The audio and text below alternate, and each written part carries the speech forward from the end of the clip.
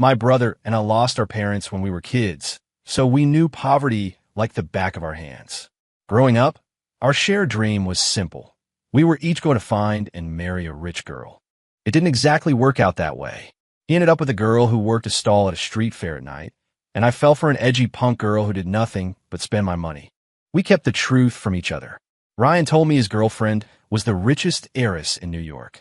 I told him mine was the CEO of a major corporation. He'd send me pictures of a mansion he claimed was hers. I'd send him shots of me posing by a supercar I claimed was mine. Then we ran into each other on a construction site. He was hauling bricks, and I was mixing concrete. We had just confessed everything when we saw them. My girlfriend and his walking toward us. The site foreman was practically bowing to them, calling my girlfriend Ms. Chun and my brother's girlfriend Ms. Fong, the developer. Ryan and I just stared at each other, our fists clenching at our sides. My brother Ryan and I were orphans, raised by the kindness of our small town, a couple of kids who knew the bitter taste of having nothing. The turning point came a year ago from our neighborhood. Another kid who'd started with less than zero rolled back into town for Thanksgiving in a brand new BMW. You could just tell from his clothes, his watch, the way he carried himself. He'd hit it big. Old Mrs. Gable from next door gave us the scoop. The kid got lucky, met some heiress while working a summer job, and married in her family. Overnight, he was a millionaire. Ryan and I looked at each other, and the same wild idea took root in both our minds. We were going to do the same thing. Marry rich. We were done with being poor. Let someone else have that life. We'd had more than our fill. From that day on, we hit the books harder than ever. The goal was to get into a top-tier university, because that's where the rich girls were. That's what everyone said, anyway. You don't find an heiress at some no-name community college. The day the acceptance letters came from NYU, we held them in our hands and just cried, hugging each other. We were one step closer to the dream. On our first day, standing in front of the arch in Washington Square Park, we shook hands like we were closing a business deal. Ryan, I said, congratulations. You're almost there. You too, Leo, he said, his eyes glinting. Go get him. With that, we walked on a campus, two brothers with a single-minded, gold-plated dream. In college, we kept each other on track. We studied, worked out, did everything we could to make ourselves shine. You have to be the bright, flashy lure if you want to catch the right kind of fish. Then one day, I noticed Ryan getting distant. He was always busy, skipping our usual lunches at the dining hall, sneaking off campus at night. I decided to follow him, and I found her. He was seeing a girl who worked a flea market booth, selling handmade jewelry or something. I finally cornered him outside his lecture hall one afternoon.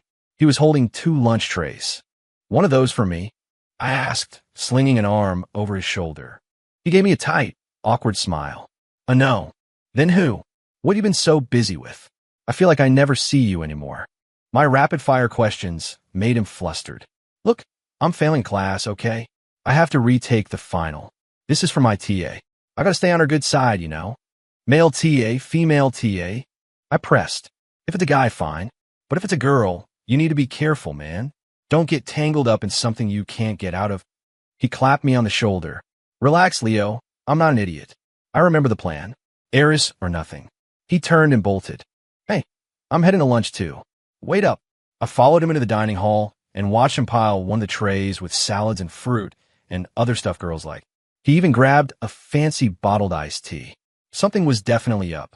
I trailed him from a distance, all the way to a stone gazebo on the edge of campus. Sure enough, a girl was sitting there. She was beautiful, with an athletic build, long legs, and a high ponytail, wearing a simple sundress. Ryan placed a tray in front of her like a servant, and they started laughing and eating together. No way. I couldn't let my brother fall into this trap without doing some recon first. Without a second thought, I strode right up to them. Ryan nearly jumped out of his skin when he saw me. I looked the girl up and down. So this is your TA? The girl looked at Ryan, completely confused. He cleared his throat nervously. This is my brother, Leo. He's in the same department, different major. The girl smiled at me, a flash of perfect white teeth, and gave a little nod. I ignored her and looked straight at my brother. Fess up. You're dating her, aren't you? No way, Ryan denied. If I were dating someone, you'd be the first to know. I smirked. She's right behind you. He flinched, then saw the girl glaring at him. Just as he opened his mouth to explain, She stood up and ran off.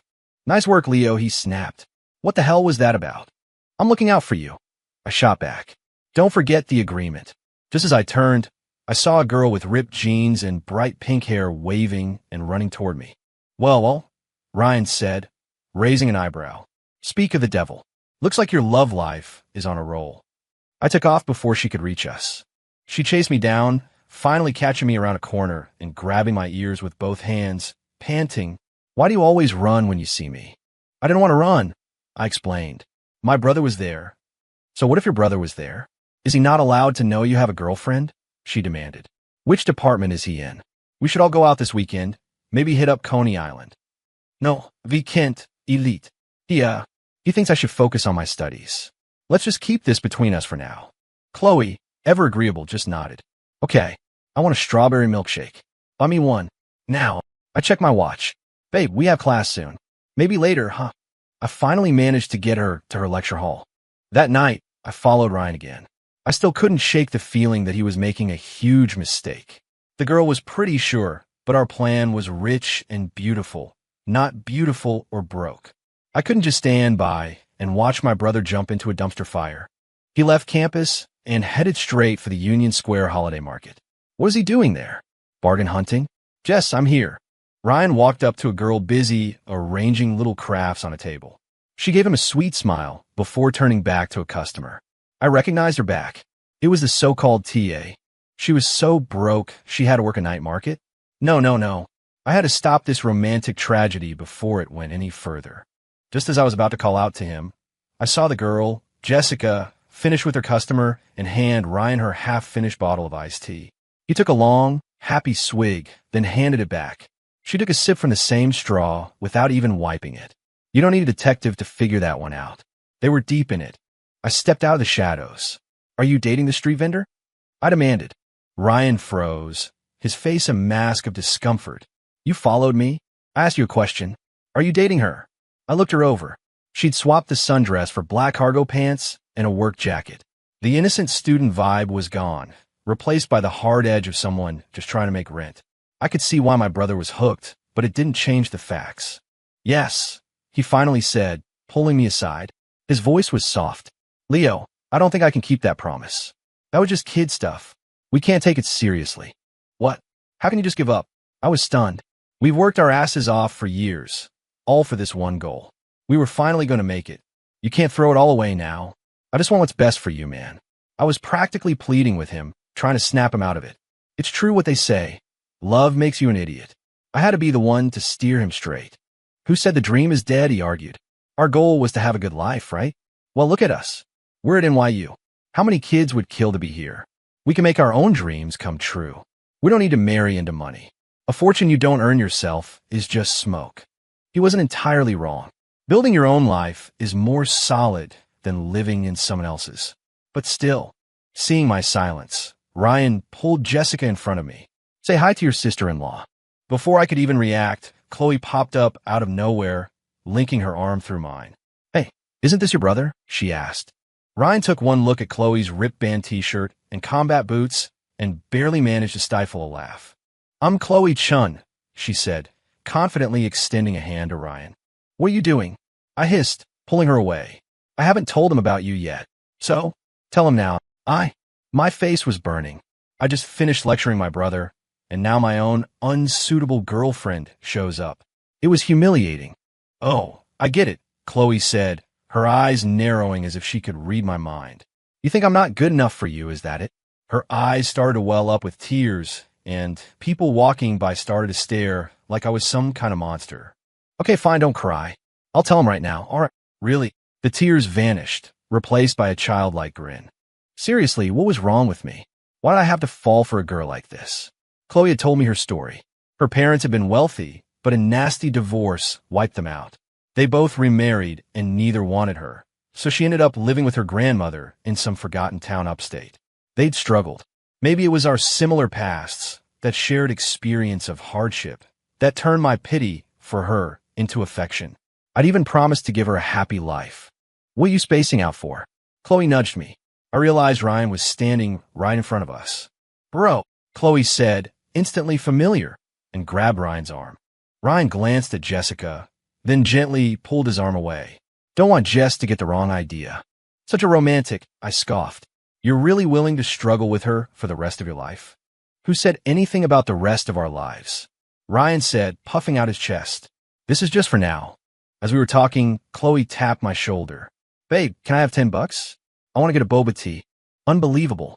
I just finished giving my brother hell, and now my girlfriend is hitting me up for $10. Couldn't she at least ask for a 20? Hurry up. I'm dying of thirst, she whined, acting as if she might collapse from dehydration at any second. I pulled a 10 out of my wallet and handed it to her. She took it, playfully smacked my arm with a bill, and grinned. You're not going to ask for the $5 I borrowed for tampons yesterday back too, are you? I practically shoved her away. Just go get your tea before they close.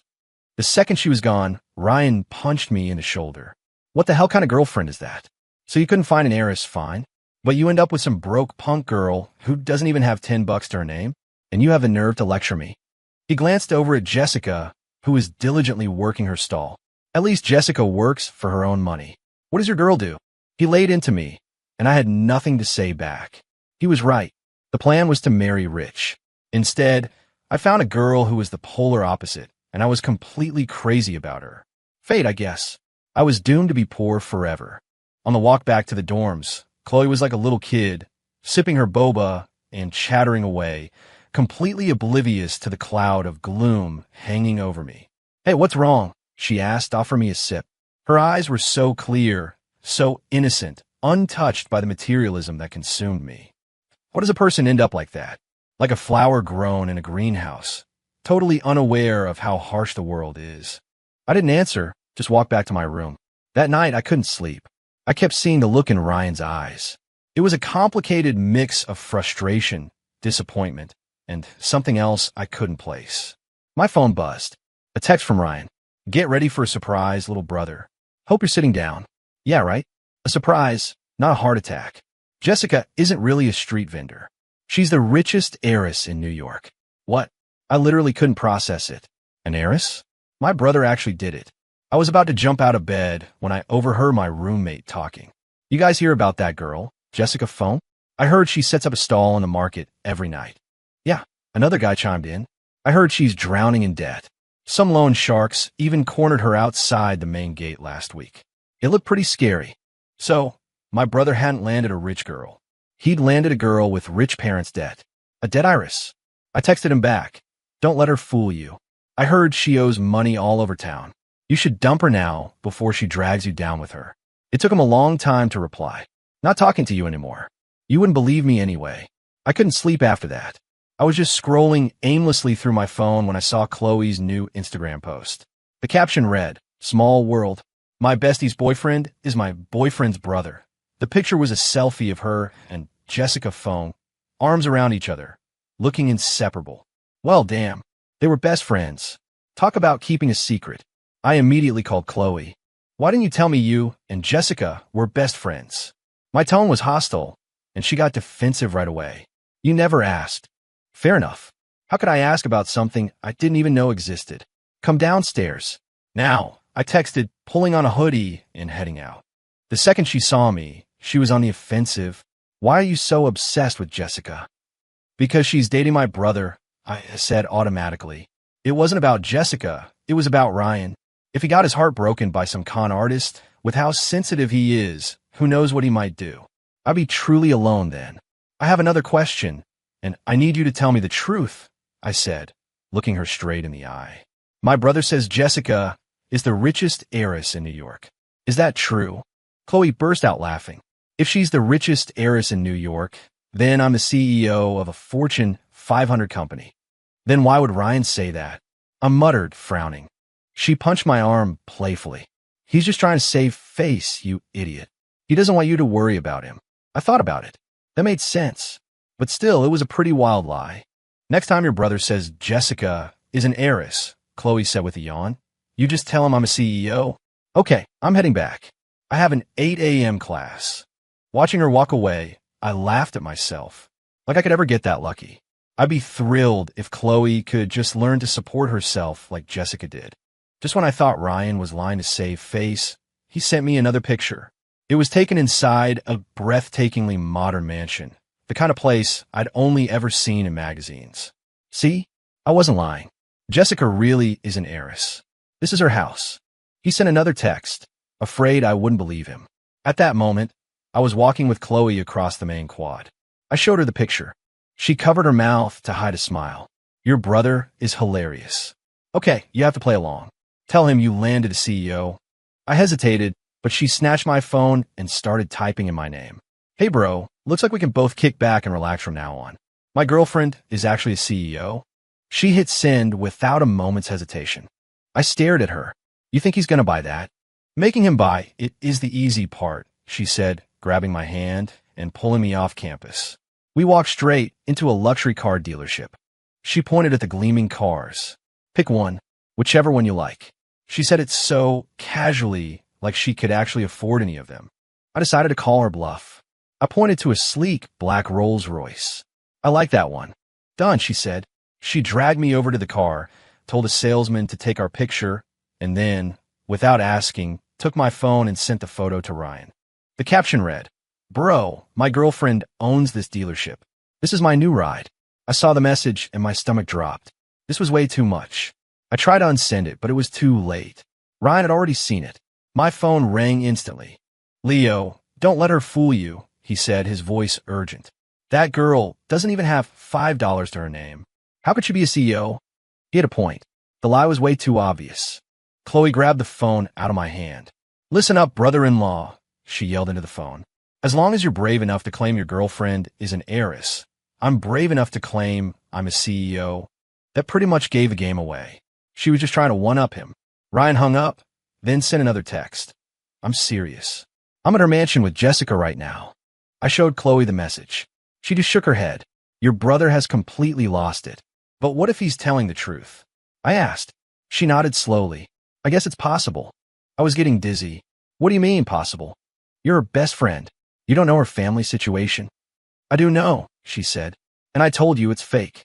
She seemed to wrestle with something for a moment before sighing. Okay, look, since you won't let it go, I'll tell you the truth. Jessica's mom is the housekeeper at that mansion. Probably just borrowed her mom's keys to get inside. How can you be so dense? A housekeeper? It clicked into place. Jessica wasn't just broke. She was a liar. She was playing my brother for a fool. The revelation shocked me. My brother was being scammed. I called him immediately. Get out of there now. The real owners are going to come home and have you arrested for trespassing. This time, he didn't reply. He must have been trying to figure out how to escape.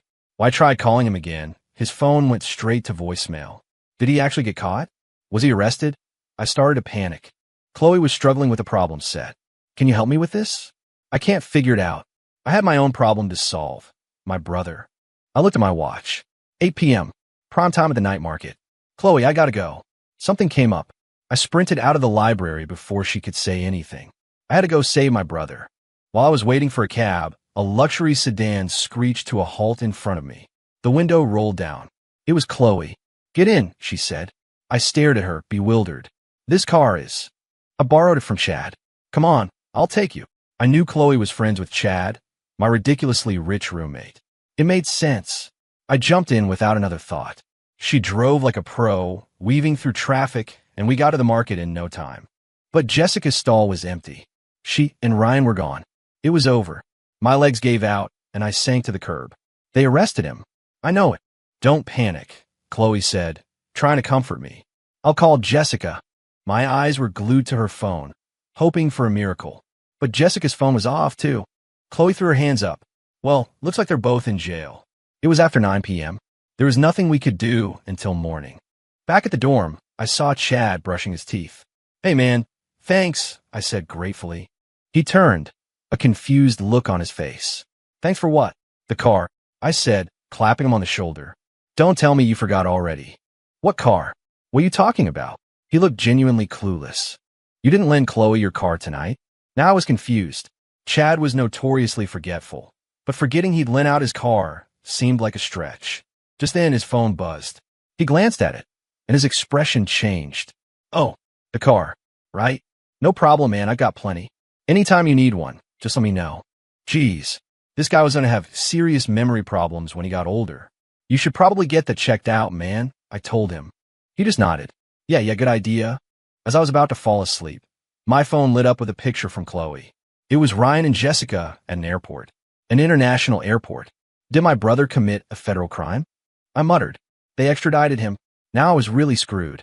I couldn't bail him out of a local precinct, let alone from another country. Could you please be normal for 5 seconds? Chloe's text followed. They're on vacation. I called her immediately. How do you know that? Are you serious? It's on Jessica's Instagram story. She posted it herself. Oh, relief washed over me. At least he wasn't in jail. Still, going on an international trip in the middle of the semester? That seemed a little irresponsible. A trip like that must cost a fortune, I worried aloud. If what Chloe said was true, Ryan was definitely paying for it. He's not paying, Chloe said. Look at her latest post. I screenshotted it for you. I opened the image. It was a picture of a pile of shopping bags from designer stores. The caption read, "Credit cards maxed out. So worth it." What kind of person was this? She had no sense of financial responsibility. How was my brother going to put up with this? Just as I hung up, Ryan called. You scared the hell out of me. I yelled, "What's with the disappearing act?" Hey, it wasn't my idea, he said. Jess told me she'd already booked the tickets and paid for the tour package. It was non-refundable. I told you, her mom's a housekeeper. Where did she get the money for a trip like this? My brother was so naive. He just couldn't see what was right in front of him. Before he could say anything else, I hung up. Let him suffer the consequences. He could deal with it himself when the bill came due. As I was trying to get back to sleep, Chloe called again. Babe, let's go on a trip too. I nearly shot out of bed. Are you kidding me? I can't afford that. Ryan's mess was already giving me a headache. I couldn't take on another one. You don't love me, she pouted. Your brother took Jessica on a trip. I want to go too. I don't have the money. I was getting angry now. Besides, it's not even spring break yet. We'd have to miss classes. I already called us in sick. She hung up before I could protest. What the hell? I hadn't agreed to anything. Chad was laughing from across the room. Dude, just go. You've got an amazing girlfriend. What are you waiting for? You know I'm broke. Where am I supposed to get the money for an international flight? I pulled the covers over my head, ready to end the conversation. Suddenly, my phone vibrated with a notification. Venmo. Chad sent you $20,000. I sat bolt upright. This wasn't a dream. I checked my phone again. The payment was real. I was about to call Chloe, but Chad spoke up. It was me. Just take her on the trip. Chad, why would you do that? I started to transfer the money back. He stopped me. Look, man, Chloe's been your girlfriend for a year. Have you ever bought her a single nice thing? He was right. I shook my head. Exactly. This is the one thing she's asked for. And come on, a little part of her just wants to keep up with her friend. What's the big deal? What he said made sense, but $20,000. That wasn't pocket change to me. It was a fortune. Don't worry about the money, he said. Pay me back when you can. If you can't, no big deal. You could just come work for my dad's company after you graduate to pay it off. His words hit me hard. I really hadn't done much for Chloe. Okay, I said. Thanks, man. I owe you one. The next day, Chloe and I were on a plane. The whole way, she was taking selfies and posting to Instagram, looking happier than I'd ever seen her. She rested her head on my shoulder. Don't worry, she whispered. When we get back, I'll help you pay it all back. Hearing her say that, I couldn't stay stressed. I just tried to enjoy it, even though the thought of that debt still gnawed at me. When we landed, I turned on my phone and saw over 20 missed calls from Ryan. Was he worried about me? I called him back. The moment he picked up, he started shouting. Leo, have you lost your mind? Is your pride more important than your future? What are you talking about? If your girlfriend can go on vacation, why can't mine? Chloe gave me a thumbs up from beside me. You can't compare yourself to me. Your sister-in-law is an heiress. For us, this is nothing. There he went again with the fantasy. Chloe was making gestures at me, and I knew what she wanted me to say. Yeah? Well, if she's an heiress, then Chloe's a CEO. Chloe clapped her hands, grinning. She's going to ruin you. He seethed and hung up. Perfect, Chloe said, patting my back. That's how you handle him. So that's what we did. We basically stalked them across Europe. Wherever they went, we followed. He bought his girlfriend designer bags. I bought mine cheap souvenirs. The day we flew back, we ran into them at the airport. Jessica and Chloe hugged like long-lost sisters. Ryan and I started arguing immediately. You don't have the money, so don't pretend you do, he raged. When we get back, you'll be right back to working some dead-end job to pay this off. And you won't. I shot back. You still think Jessica is rich? I've told you over and over. She's playing you, but you refuse to listen. What did she possibly get from me? The house is there. Her mom is there. It's all real. He was still living in a dream. It was hopeless. I dragged him in front of Jessica. Jessica, tell him right now. Are you an heiress or not? Her face paled. She looked at Ryan. If he believes I am, then I am. If he doesn't, I'm not. You hear that?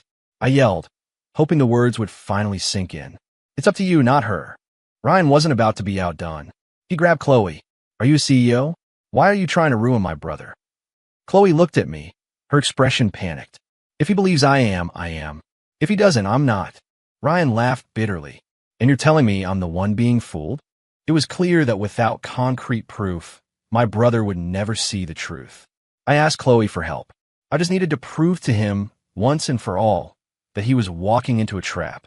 Chloe said there was only one way. Go back to the mansion and have the real owner confirm that Jessica's mom was the housekeeper. So we did it.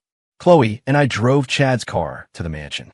And sure enough, the person who answered the door was Jessica's mom, wearing a maid's uniform. I took out my phone, snapped a picture, and recorded a short video of Chloe talking to her. Then I sent it all to Ryan. His reply was 3 words. I get it. Finally, I had gone through so much trouble for him. I'd done all I could do. That night, as I was lying in bed, Ryan sent me a video. It was from the car dealership we had visited. Bro, Jessica and I came here to find out the truth.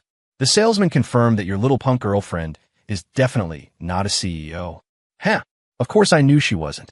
Did he really need to go all the way there to prove it? What a waste of time. Before we knew it, summer break had arrived. Jessica said she was going back to work the night market. She could make a few $100 a night. Chloe said she had no intention of working in the heat. She was going back upstate to visit her grandma. Before she left, she borrowed $1,000 from me. She could leave, but I couldn't.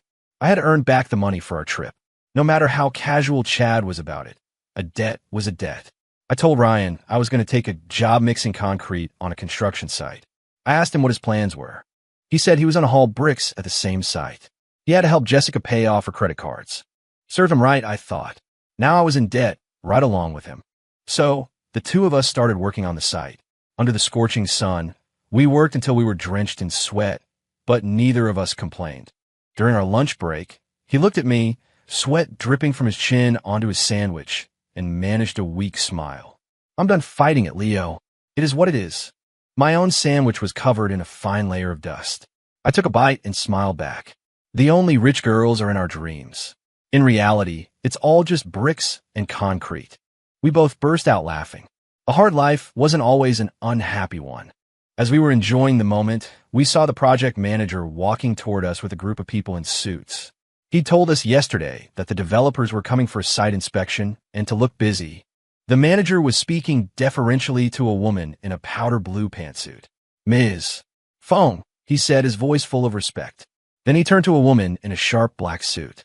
Ms. Chun, he said with another nod. Both women were wearing hard hats and face masks. Ryan and I looked at each other and quickly got back to work. As they passed by, I got a better look at them. Their builds. They seemed so familiar. After they had walked past, my eyes met Ryan's across the dusty ground. Was that Ms. Phone, Jessica, and Ms. Chun? Was that Chloe? We said it at the same time. We had to know. We took off our dirty work clothes, a stark contrast to their pristine suits, and cut them off. We stood in front of them, our fists clenched. They both froze when they saw us. Someone want to explain what the hell is going on? We demanded in unison. Jessica pulled my brother aside, and Chloe pulled me away. Let me explain, Chloe said. Suddenly, she wasn't my edgy, broke girlfriend anymore. She was a poised, articulate executive. The transformation was so jarring, it almost blinded me. I looked at the woman in front of me and said coldly, "We're done. We don't belong in the same world." I turned and walked away. Out of the corner of my eye, I saw Ryan do the same. I reached out, grabbed his arm, and the two of us disappeared from their sight. We ended up in a dingy little dive bar with a bowl of stale pretzels and a bottle of cheap whiskey between us. "Ryan, why'd you walk away from Jessica?" I asked. "Isn't this what you always wanted?" He took a shot of whiskey and chased it with a handful of pretzels. "Leo, why'd you walk away from Chloe?" Isn't this what you always wanted? We looked at each other and started laughing again, a hollow, bitter sound. It turned out the dream we'd been chasing our whole lives wasn't so perfect after all. It was built on lies and games. They had played us for fools. Was it fun for them? Watching us work ourselves to the bone, trying to give them a good life, while they sat back and laughed at our struggle. We drank until we couldn't see straight. When I woke up, I was lying in a plush bed in Jessica's mansion. The woman we thought was the housekeeper was there, but now she was just the housekeeper. Ryan, I mumbled, my head pounding. You should stay. I'll go. Looking around at the sheer opulence, I felt a pang of regret for him. It would take him 100 lifetimes to afford a place like this. No, I'm coming with you, he said, his voice firm. I want a future with more than just money. I want happiness. Jessica stood in front of him, her face full of remorse. Is there no chance at all? She whispered, looking like a little kid who'd been caught stealing. Ryan's expression was like stone. He grabbed my arm and pulled me toward the door. Tears streamed down Jessica's face. I really do love you, she cried. And I never lied. You were the one who never believed me. I froze. Ryan froze, too. She was right. She had told him she was an heiress from the start. It was me who kept trying to prove she was a liar. And in the end, that's what she became in our minds. A liar. I stumbled out of the mansion and saw Chloe waiting for me. Behind her were 8 black luxury cars, lined up in 2 perfect rows. 8 men in sharp black suits stood beside them. When they saw me, they all bowed in unison. Good morning, sir. I stared at Chloe, my voice dripping with ice. Who are they, actors? Are the cars rentals? Tears streamed down her face. I'm so sorry, Leo. I deceived you. I didn't have another word to say. It was never about the ending. It was about the journey. And when that journey is tainted with lies, even the most beautiful destination feels spoiled. The next morning, I woke up to find Ryan had already made breakfast. Check your phone, he said. I opened it up. Our faces were everywhere. Every news outlet, every gossip blog. Rags to riches brothers hit the jackpot. Local boys win the heiress lottery, from construction site to penthouse suite overnight. The comments were all the same. Thousands of people saying how lucky we were. I had to laugh. Were we really lucky? Or had we just been working our asses off when luck happened to find us? If we'd never met them, would our lives have been unlucky? Let's eat, Ryan said, setting the table. Just then, there was a knock at the door of our tiny apartment. When we opened it, we were met with 2 enormous bouquets of red roses, so vibrant they almost hurt to look at. Behind them stood Jessica and Chloe. Marry us, they said in unison, their eyes shining with an honesty that was impossible to doubt. I knew, in that moment, that my brother and I were completely, hopelessly, and utterly sunk. And